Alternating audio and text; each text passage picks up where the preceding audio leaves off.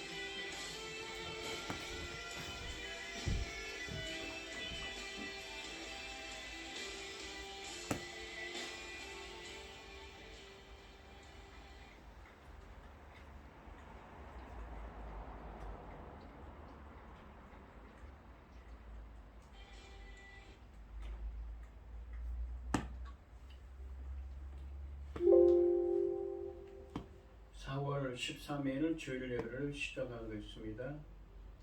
여호와는 나의 목자시니 내게 부족함이 없으리로다.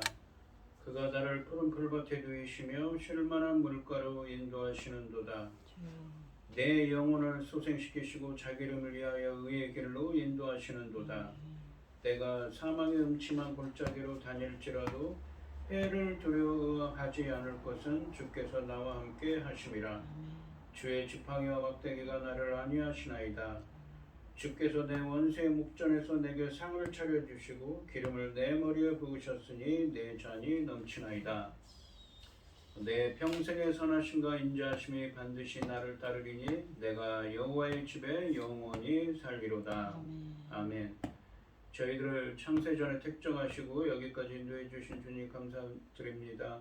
오늘 예배 가운데 임재하여 주시고 이 예배가 신령과 진정으로 드려지는 예배가 되게 하여 주시옵소서. 이 모든 말씀 거룩하신 예수님의 이름으로 기도드립니다. 아멘. 찬송가 23장입니다.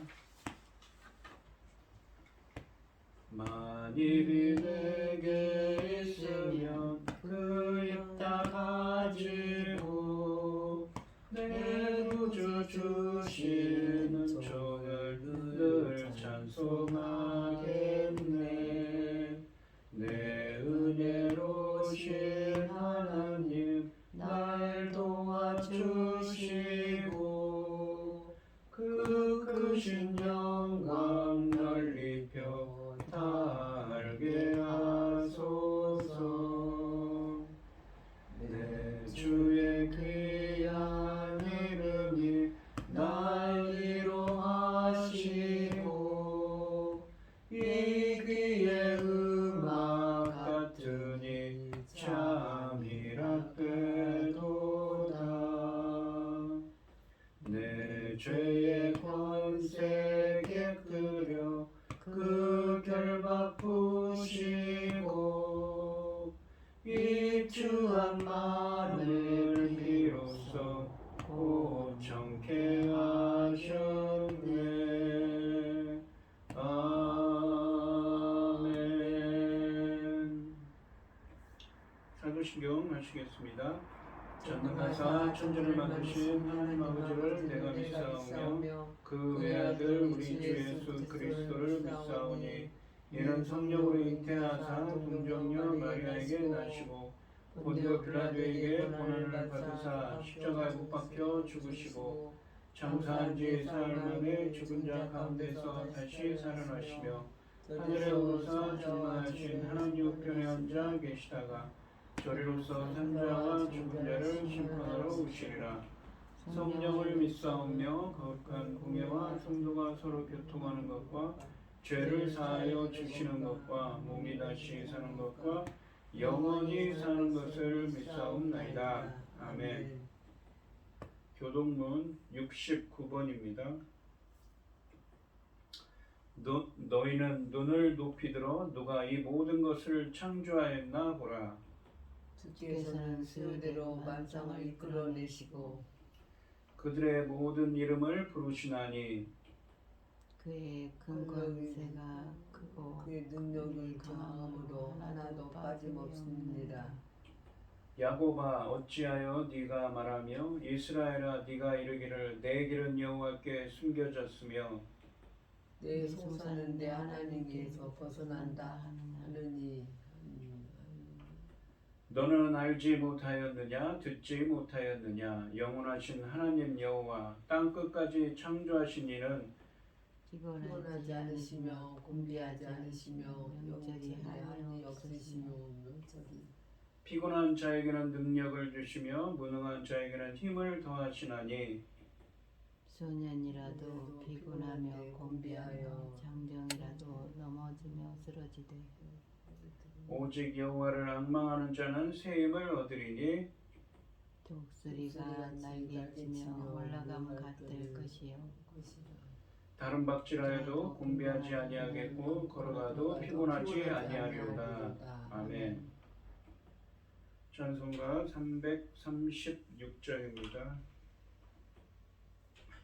환난과 핍박 중에도 성도는 신앙 지켰네. 이 신앙 생각할 때에 기쁨이 충만하도다. 성도의 신앙 따라서 죽도록 충성하겠네. 옥중에 매인 성도나 양심은 자유 얻었네. 우리도 고난 받으며 죽어도 영광 되도다. 성도의 신앙 따라서 죽도록 충성하겠네. 성도의 신앙 본받아 원수도 사랑하겠네. 인자한 언어 행실로 이 신앙 전파하리라. 성도의 신앙 따라서 죽도록 충성하겠네. 아멘. 기도하겠습니다. 내 영혼아 여호와를 송축하라. 내 속에 있는 것들아 다 그의 거룩한 이름을 송축하라. 내 영혼아 여호와를 송축하며 그의 모든 은택을 잊지 말지어다. 그가 내 모든 죄악을 사하시며 내 모든 병을 고치시며 내 생명을 파멸해서 속량하시고 인자와 긍휼로 관시우시며 좋은 곳으로 내 소원을 만족하게 하사 내 청춘을 독수리같이 새롭게 하시는도다. 아멘. 천지 만물을 지으신 전능하신 하나님 아버지, 어리석고 보잘것없는 저희를 자녀 삼으시고 아버지의 그 크신 사랑 가운데 살아가게 하심을 참으로 감사드립니다.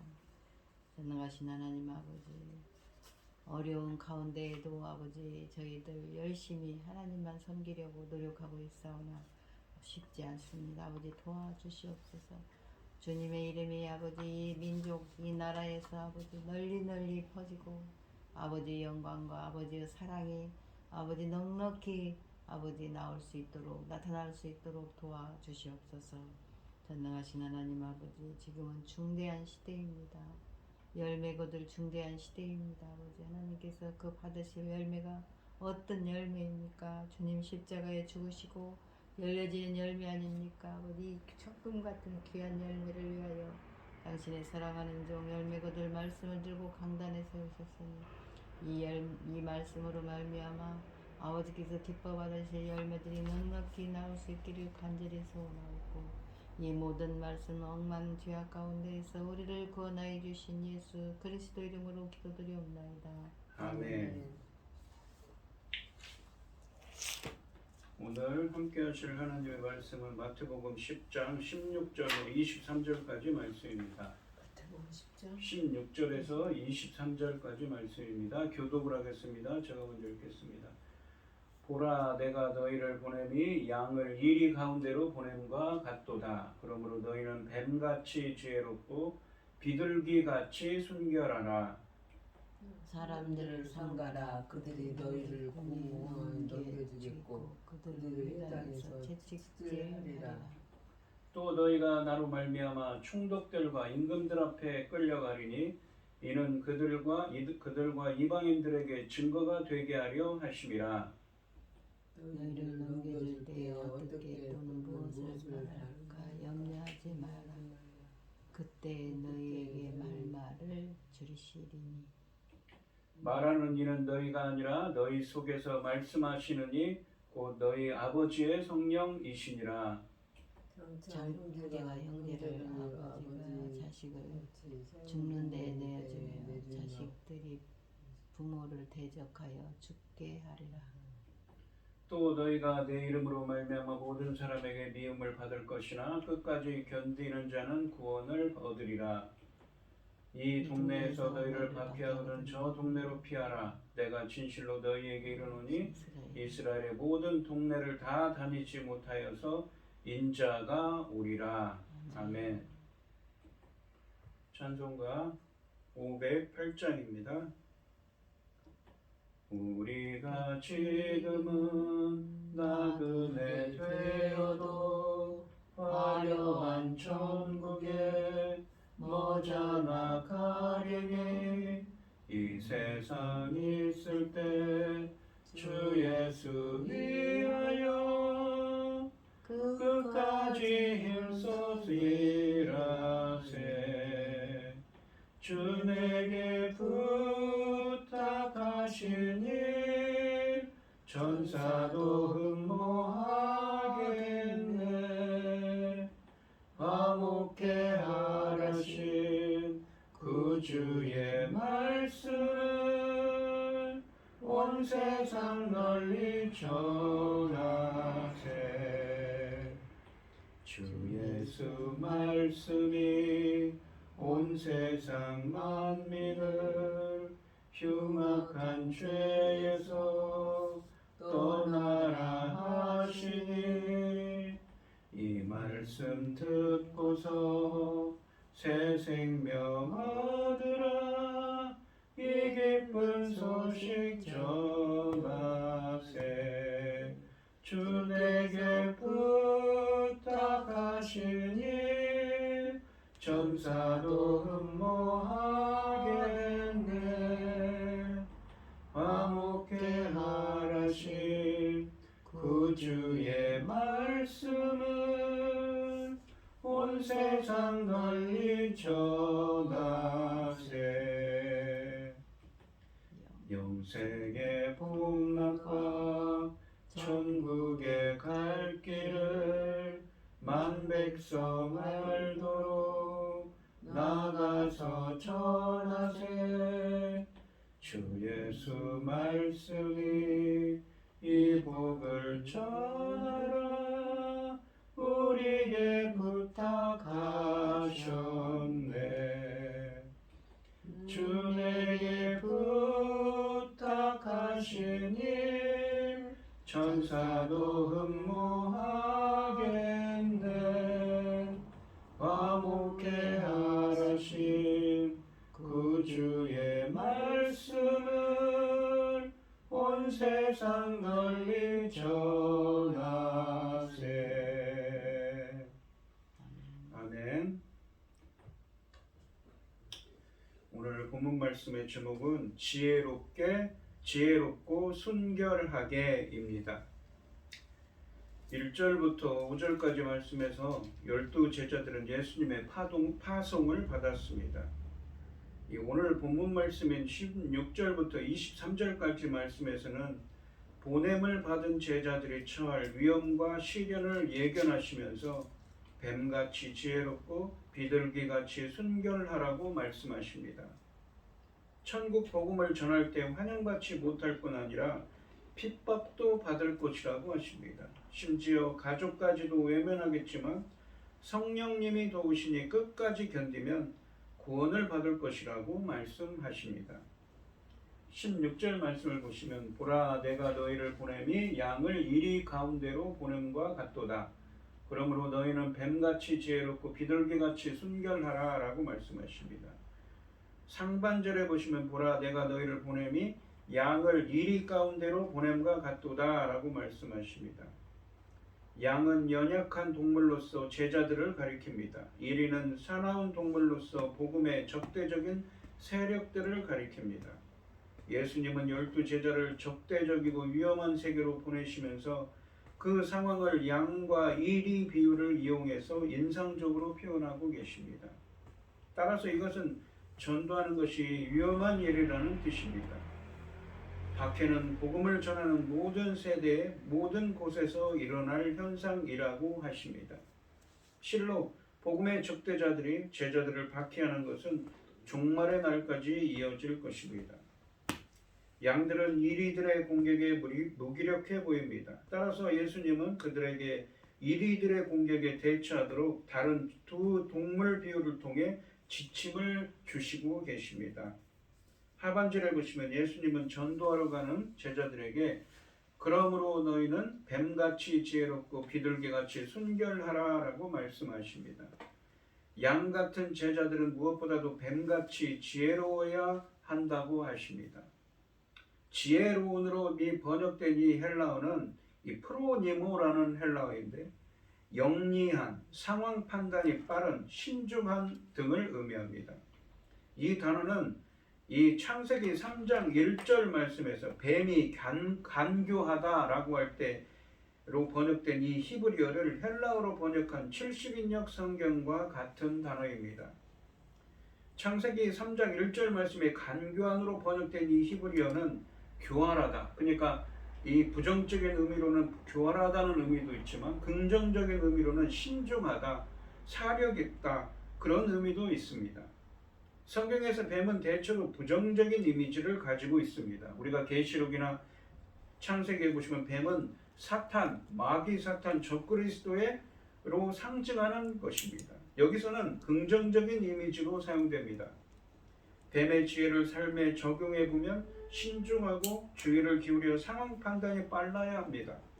옳은 일은 정확한 시점과 정확한 장소에서 행해야 합니다. 그래야 계획된 목표를 이룰 수 있기 때문입니다.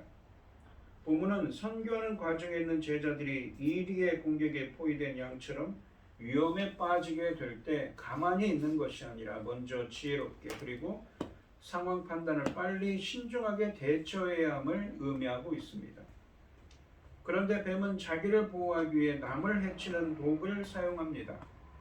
그러나 제자들은 자기를 보호하기 위해 남을 해쳐서는 안 됩니다. 따라서 예수님은 뱀 비유를 비둘기 비유로 균형을 맞추고 계십니다. 순결하라 라고 하시는 말씀에 해당하는 헬라어는 때가 묻지 않은 순수함을 가리킵니다. 지혜로움과 순결함은 결코 충돌하지 않습니다. 이 둘은 조화를 이루어야 합니다. 제자들은 박해를 받을 때 지혜롭게 행동하고 또한 처신하되 또한 절대로 죄를 짓지 않아야 한다는 말씀입니다. 제자는 자기를 보호하기 위해 민첩하고 지혜로워야 하지만 그렇다고 남을 해쳐서도 안 됩니다. 제자는 약삭빠른 지혜주의자가 되어서도 안 되며 어떤 위험 앞에서도 자신의 신앙 양심을 속이지는 않는 순결한 자가 되어야 합니다. 제자들은 이 두 가지 중 하나만 갖춰서는 안 되고 둘 다 겸비해야 합니다. 이 로마서 16장 19절 말씀에 보시면 너희의 순종함이 모든 사람에게 들리는지라 그러므로 내가 너희로 말미암아 기뻐하노니 너희가 선한데 지혜롭고 악한데 미련하기를 원하노라. 이 미련하기를 이라고 번역된 이 헬라어가 오늘 본문 말씀인 마태복음 10장에서 이 순결하다라고 번역된 헬라어와 같습니다. 그러니까 선한 데는 지혜롭고 악한 데는 순결하기를 원한다고 하시죠. 지혜와 순결함 사이에서 균형을 잡는 중요성에 대해 로마서 16장 19절 말씀에서 주목하고 계십니다. 미련하기를로 번역한 헬라어가 마태복음 10장 16절 말씀에서는 순결한으로 번역된 단어입니다. 즉 주님은 악한 데서 정직하고 순결하기를 원하고 계십니다. 이리 소굴로 양을 보내는 목자처럼 제자들을 염려하고 계십니다. 약육강식, 이전투구의 세상에서 순전한 제자들이 당할 일들을 내다보신 것입니다. 제자는 악을 악으로 갚아서도 안 되고 악에 져서 악에 물들어서도 안 됩니다. 그러려면 뱀같이 지혜로워야 했고 비둘기 같은 순결함을 유지해야 했습니다. 순결 없는 지혜는 간교함이 되고 지혜 없는 순결은 모함으로 흐르기 쉽기 때문입니다. 지금도 적대적인 세상에서 복음을 증언하는 일은 온갖 위험과 유혹을 상대하는 일입니다. 어려운 상황에 굴하지 않고 세상을 향한 사명을 성취하기 위해서는 지혜와 순결함을 구하는 여러분들이 되시기를 바랍니다. 17절 말씀을 보시면 사람들을 삼가라, 조심하라는 말이죠. 그들이 너희를 공회에 넘겨주겠고 그들의 회당에서 채찍질하리라 라고 말씀하십니다. 이 17절 말씀은 헬라 원문으로 직역하면 사람들을 조심하라. 왜냐하면 그들이 너희를 공회에 넘기겠고 그들의 회당들에서 너희를 채찍질할 것이기 때문이다의 의미입니다. 제자들이 아무리 이 뱀처럼 지혜롭게 행동을 한다고 해도 핍박을 당하는 현실에 처하게 됩니다. 제자들은 언제 어디서든 그들을 대적하는 자들을 만날 수 있습니다. 따라서 그들은 대적하는 자들의 손에 넘어가지 않도록 늘 조심해야 하는 것입니다. 이 산헤드린, 이 공회라고 번역된 히브리어 산헤드린은 복수형이기 때문에 지역의 공회를 의미합니다. 그들의 회당은 유대인들의 회당이므로 본문의 핍박은 일반적인 협박이 아니라 유대인들에 의해 제자들이 받을 핍박을 가리킵니다. 그리고 공회는 산헤드린 공회라고 해서 이 23명으로 이 구성되어 있는 무엇인가 이 유대인들의 최고 의결 기관입니다. 예수님은 이 17절 말씀에서 유대인들의 핍박을, 18절 말씀에서는 이방인들의 핍박을 예상하시고 계십니다. 유대인들과 이방인들 중에서 제자들을 공격하는 자들은 16절 말씀에 나오는 이리떼들입니다. 또한 넘겨주다로 번역된 헬라어는 예수님의 순환과 관련해서도 자주 사용되는 단어입니다. 제자들은 이처럼 예수님의 순환에 동참하게 될 것입니다. 사람들은 아마도 공회의 판결에 따라 그들의 회당들에서 제자들을 채찍질할 것입니다. 예수님은 제자들이 받을 박해를 구체적으로 말씀하시는데 이러한 박해의 예언이 사도행전 등에서는 그대로 이루어지고 있습니다. 18절 말씀에 보시면 또 너희가 나로 말미암아 총독들과 임금들 앞에 끌려가리니 이는 그들과 이방인들에게 증거가 되게 하려 하심이라. 17절 앞에서는 공회라고 해서 유대인들의 이 최고 의결 기관인 산헤드린 공회로 끌려가고 회당에서 채찍질을 받는다고 했는데 이 18절에서는 이방인들의 총독들과 임금들 앞에 끌려가게 될 거라고 말씀하십니다. 18절 말씀은 헬라어 원문으로 직역하면 너희가 나 때문에 지도자들과 왕들 앞에 그들과 이방인들에게 증언하기 위해 끌려갈 것이다의 의미입니다. 나로 말미암아 라는 구절은 제자들이 예수님 때문에 핍박을 받게 된다는 말씀입니다. 핍박은 제자들의 정체성을 알리는 표시이며 예수님은 마태복음 5장 11절과 12절 말씀에서도 제자들이 나 때문에 나쁜 대우를 받을 것이라고 말씀하셨습니다. 예수님은 자신 때문에 총독들과 임금들 앞에 끌려갈 것을 말씀하십니다. 여기서 총독들과 임금들은 로마 제국에 속한 통치자들입니다. 당시에 사형에 해당하는 것과 같은 매우 심각한 범죄는 로마 법정에서 다루어졌기 때문에 제자들은 심각한 죄인들로 이방 법정에 세워질 것입니다. 5절부터 15절까지 말씀에서 제자들은 이스라엘로 보내졌는데 오늘 본문 말씀에서는 이방인들에게 복음을 전한 결과로 이방 지도자들과 왕들 앞에 서게 된다고 말씀하십니다. 그런데 제자들은 범죄 때문이 아니라 그들과 이방인들에게 증언하기 위해 법정에 세워진다고 하십니다. 제자들이 당할 고난을 미리 알려주셨습니다. 그들이 전한 천국 복음은 유대 사회의 모든 영역에 파장을 일으키고 종교, 정치, 지도자들이 그들을 신문하고 때리고 가둘 것입니다. 그럼에도 복음은 소멸되지 않고 이스라엘을 넘어 온 땅으로 퍼져나갈 것입니다.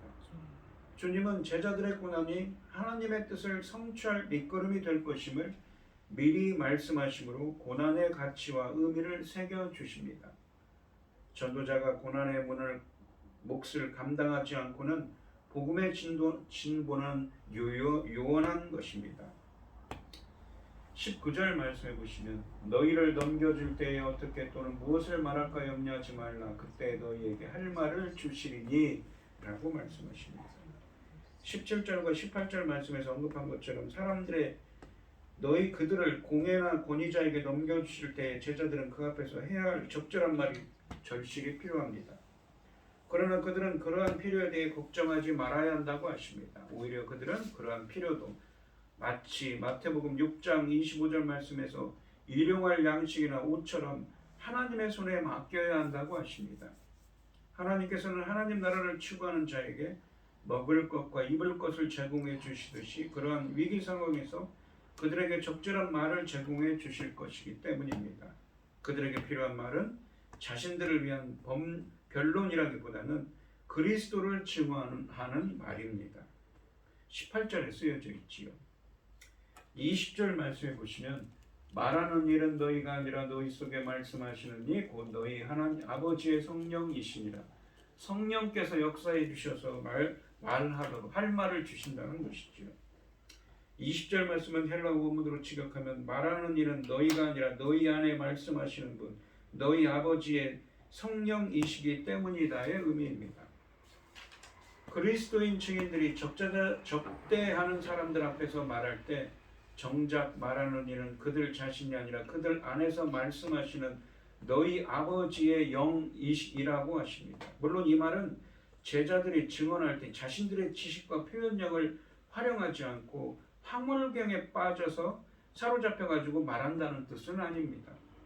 그보다는 증인들이 자신들의 지적인 그리고 각 자신들의 그 수사학적인 능력을 언어적인 능력을 10번 활용하되 그것에 더하여서 성령님께서 그들의 증언 내용과 논리를 이끌어 가신다는 뜻입니다. 이러한 선언은 출애굽기 4장 12절 말씀에서 하나님께서 모세를 바로에게 보내실 때 하신 약속을 떠올리게 하고 또한 요한복음 14장 26절 말씀에서는 보혜사 성령님의 역할과 관련하여 예수님이 주신 약속을 생각나게 합니다. 이 말씀은 제자들이 어려움을 당할 것이지만 성령께서 함께 계실 것이라는 약속을 담고 있습니다. 아버지의 성령께서 예수님을 지키시고 예수님에게 힘을 주셨듯이 제자들을 지키시고 제자들에게 힘을 주실 것입니다. 그러므로 제자들은 두려워하지 말고 담대하게 성령의 인도하심에 따라 말하면 됩니다. 무엇을 먹을까, 무엇을 마실까, 무엇을 입을까 염려하지 말아야 하듯 무엇을 말할까 염려하지 말라고 하십니다. 제자들의 삶에 무엇이 있어야 할지 다 아시는 하나님이 제자들이 당하는 신문의 현장에서 가장 필요한 말 또한 알고 계십니다. 복음을 변호하고 예수님이 왕이시고 구주이심을 전할 수 있도록 지혜를 주실 것입니다. 믿지 않는 사람들과 함께하는 우리의 삶의 현장도 이런 법정과 같습니다. 때에 맞는 적절한 말을 하여 그들이 하나님 나라를 경험하고 이해하여 주님을 만나도록 늘 성령의 도우심을 구하며 삽시다. 21절 말씀해 보시면 장차 형제가 형제를 아버지가 자식을 죽는 데에 내주며 자식들이 부모를 대적하여 죽게 하리라 라고 말씀하십니다. 17절 말씀에서는 그리스도인 증인들이 받게 될 형벌이 채찍질로 제시되었는데 본문에서는 마침내 순교가 문제의 핵심으로 떠오릅니다. 21절 말씀에 장차 형제가 형제를 아버지가 자식을 죽는 데에 내주며 자식들이 부모를 대적하여 죽게 하리라. 이것은 예수님의 부활 이후의 선교 상황인 것이 분명하고 미가서 7장 6절 말씀을 떠올리게 합니다. 이 미가서 7장 6절 말씀을 보시면 아들이 아버지를 멸시하며 딸이 어머니를 대적하며 며느리가 시어머니를 대적하리니 사람의 원수가 곧 자기의 집안 사람이리로다 라고 말씀하십니다. 이 예수님께 대한 충성심은 마침내 가족의 분열을 일으키고 급기야 순교에 이르기까지 한다는 것입니다. 사실 가족이 서로를 죽음에 내몬다는 언급은 너무도 충격적인 것입니다. 친족 간의 살육은 엄청난 공포의 때를 의미하는 것입니다. 그렇다면 본문의 이 예견은 예수님께 대한 증인들의 충성심이 얼마나 엄청난 대가를 초래할 수 있는가를 보여주고 계십니다. 실제로 초대교회 안에서 순교의 예들은 드물지 않습니다. 스데반, 사도행전 7장에 있는 스데반 집사와 또 사도행전 12장에 가시면 야고보가 순교하였고, 로마에서는 바로 황제 때에 많은 그리스도인들이 이 로마 화재 사건을 빌미로 많은 사람들이 피를 흘렸습니다. 이러한 예수님의 말씀은 제자들이 걸어야 할 길이 얼마나 고독하고 힘든 길인지를 보여주고 있습니다. 22절 말씀해 보시면 또 너희가 내 이름으로 말미암아 모든 사람에게 미움을 받을 것이나 끝까지 견디는 자는 구원을 얻으리라 라고 하십니다. 상반절에 보시면 또 너희가 내 이름으로 말미암아 모든 사람에게 미움을 받을 것이나 라고 말씀하십니다. 이 다니엘서 9장 20절로 27절 말씀은 이미 메시아뿐 아니라 그를 따르는 이들도 이렇게 핍박받을 것을 경고하고 있었습니다. 제자들은 예수님의 이름으로 말미암아 모든 사람에게 미움을 받을 거라고 하십니다. 세상이 미워하는 대상은 제자들이 아니라 예수님입니다. 내 이름 때문에 라는 구절은 제자들이 그들과 예수님과의 연대성 때문에 핍박을 받게 될 것을 의미합니다. 또한 모든 사람에게 미움을 받는다는 것은 다소 과장법적인 표현으로 제자들에게 엄청난 환난과 박해가 있을 것임을 암시합니다. 실제로 베드로는 어떻습니까? 이 거꾸로 매달려서 십자가에 거꾸로 매달려서 죽었다고 하죠. 그리고 사도 바울은 이 요세푸스가 쓴 유대 역사서에 보시면 로마 시대에 이 사자밥으로 던져져서 죽었다고 합니다. 이러한 부정적인 예견에 이어 예수님은 긍정적인 약속을 덧붙이십니다. 하반절에 보시면 끝까지 견디는 자는 구원을 얻으리라 라고 말씀하십니다. 이 약속은 마태복음 24장 13절 말씀에서도 똑같이 반복됩니다. 끝까지라는 표현으로 예수님은 핍박의 주제를 종말론적인 시나리오와 연결하십니다. 여기서 끝까지라는 말은 전도자가 죽을 때까지를 가리킬 수도 있고, 박해가 없어질 때까지를 가리킬 수도 있고, 예수님이 다시 오는 날, 역사의 마지막 날을 가리킬 수도 있는데 세 경우 모두로 보아도 무방한 것입니다. 왜냐하면 전도자가 죽는 날이나 예수님이 다시 오시는 날은 각각 개인적인 종말의 날과 우주적인 종말의 날이며, 전도자에 대한 박해는 종말이 와야 결국 끝날 것이기 때문입니다. 끝까지 견디는 자에게 주어지는 약속은 구원받는 것이라고 하십니다. 여기서 이 구원하다로 번역된 이 헬라어 소조라는 동사는 이 성경에서 이 목숨을 구원하다, 사람의 생명을 구원하다, 실질적으로 사람의 살아 숨쉬는 생명을 죽은 자를 살릴 때도 쓰인 단어이지만 여기서는 영적인 생명을 주시겠다는 약속을 지칭하는 것이 분명합니다. 왜냐하면 앞에서 그랬죠. 제자들에게 순교할 것이라고 표현을 썼기 때문입니다. 비록 그들은 육신이 죽을 것이지만 영적으로는 살아나는 영적 생명을 얻게 됨을 의미하는 것입니다. 23절 말씀해 보시면 이 동네에서 너희를 박해하거든 저 동네로 피하라. 내가 진실로 너희에게 이르노니 이스라엘의 모든 동네를 다 다니지 못하여 인자가 오리라 라고 하십니다.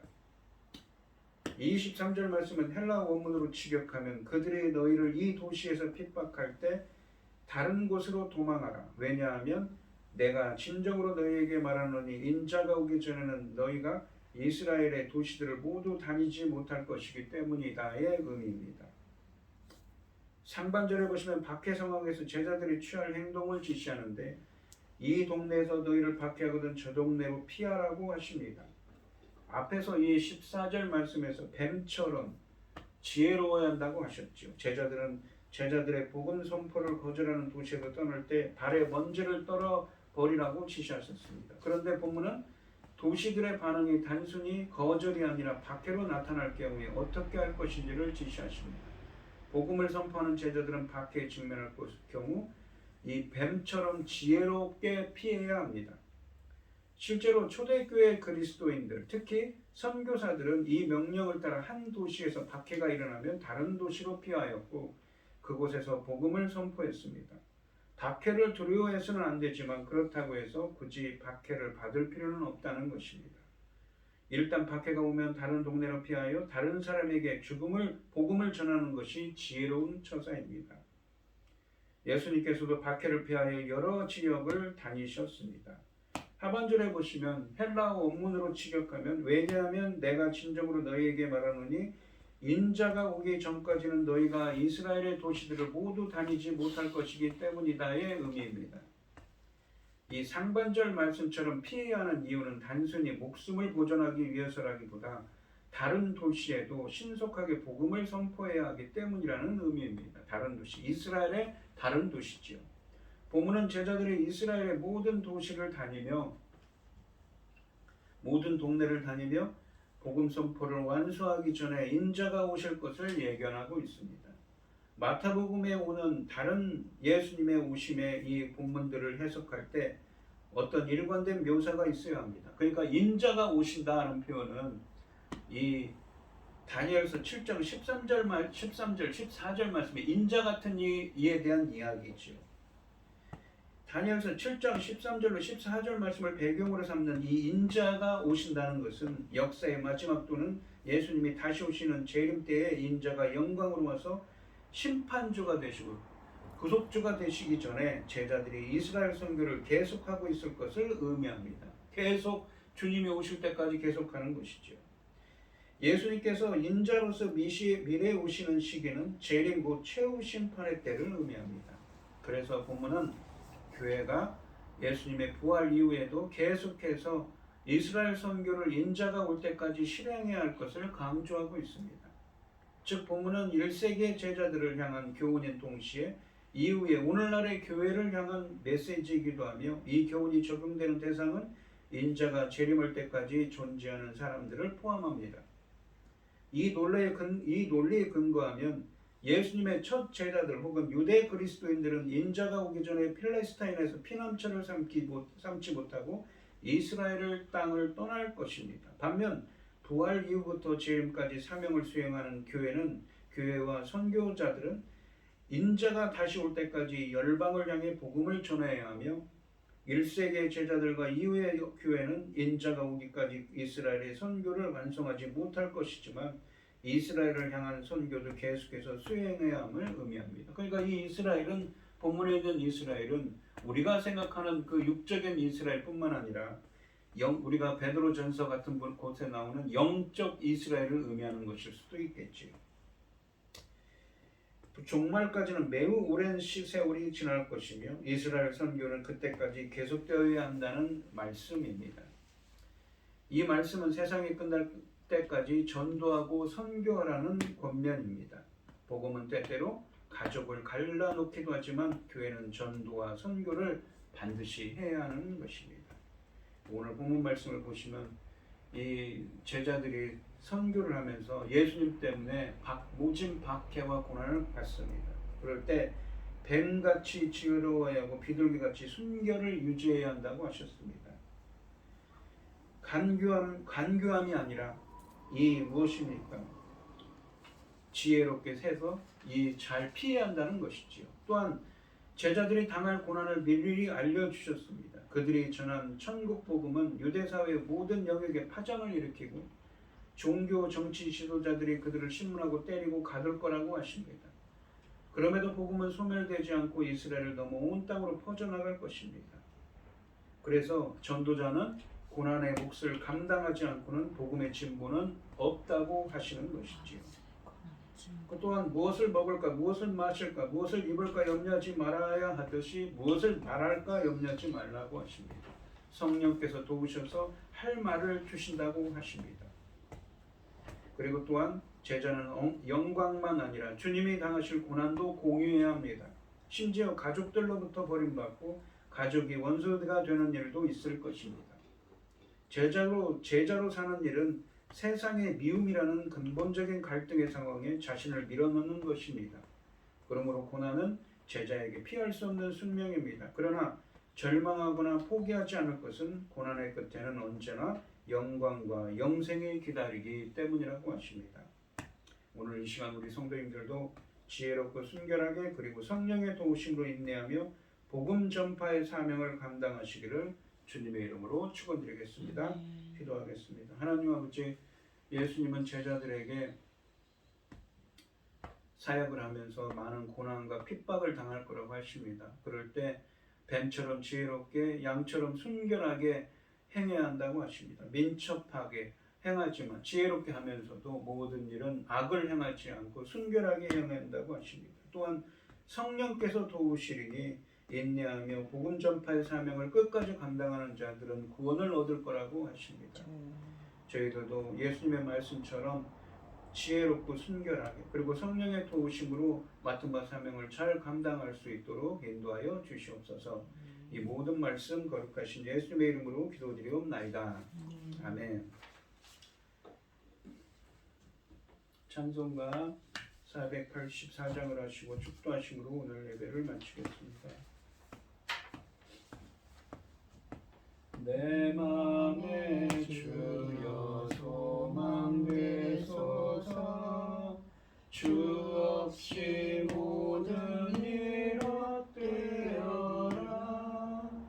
밤에나 낮에나 주님 생각, 잘 때나 깰 때 함께 하소서. 지혜의 주여 말씀으로서 언제나 내 안에 계십소서. 주는 내 아버지 나는 아들, 주 안에 내가 늘 함께하네. 세상의 영광 남 보여도 언제나 주님은 나의 기여. 주님만 내 맘에 계시오니 영원한 주님 참 귀하셔라. 영원한 주님 내 승리의 주, 하늘의 기쁨을 주옵소서. 어떠한 고난이 닥쳐와도 만유의 주여 소망 되소서. 아멘. 기도하겠습니다. 참 감사하신 하나님, 오늘도 귀한 말씀 주시고 예배드리게 하여 주시오니 감사드립니다. 우리 김혜순 권사님, 최병영 집사님 주님께 귀한 예물을 드립니다. 오늘 주신 말씀처럼 저희들도 뱀처럼 또 양처럼 뱀처럼 지혜롭게 양처럼 순결할 수 있도록 성령께서 인도하여 주시옵소서. 우리에게 주신 모든 것을 주신 주님 감사드립니다. 이 시간 주님의 은혜에 감사드리며 주님께 귀한 예물을 드리는 손길들이 있습니다. 드려지는 손길마다 주님께서 기억하시고 이 간구의 기도에 귀 기울여 주시고 응답하여 주셔서 주님의 기뻐하시는 뜻을 이루어질 수 있도록 주님 저희들을 통해 역사하시고 함께하여 주시옵소서. 기뻐받아 흠양하여 주실 줄 믿사오며 이 모든 말씀 거룩하신 예수님의 이름으로 기도드리옵나이다. 아멘. 찬송가 5장을 하시고 축도하심으로 오늘 예배를 마치겠습니다. 이 천지가 만물들아 복 주시는 주 여호와 전능성부 성자 성령 찬송하고 찬송하세. 아멘. 이제는 주 예수 그리스도의 은혜와 아버지 하나님의 극진하신 사랑과 성령의 교통하심이 성도들 머리 위에 이제로부터 영원히 함께 있을지어다. 아멘. 수고하셨습니다.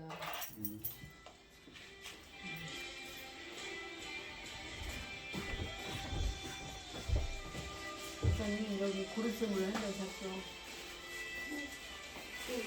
아니,